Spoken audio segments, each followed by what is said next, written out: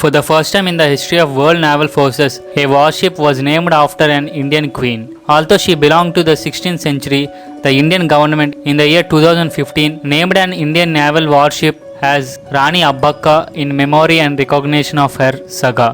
Among the Europeans, Portuguese were the first to discover sea route to India and build forts across the country. After occupying the Mangalore fort in 1526, they concentrated on attacking a small nearby kingdom, Ullal. It was ruled by the Choutha dynasty in those days. Choutha king 3rd Tirumala Raya's capital was Ullal. This was also considered to be a part of Vijayanagara Empire. Chouthas were female-reigned rulers. She was well trained and became an expert in all kinds of warfare and diplomacy. Even after marriage, Abbakka stayed at her home in Ullal, away from her husband. When the Portuguese authorities collected more taxes and implemented more restrictions against her, she rebelled and continued trade with the Arabs. There were many soldiers in her army belonging to different castes and religions. Since 1556, the Portuguese government made several attacks on Ullal, but every time they were repelled and driven back.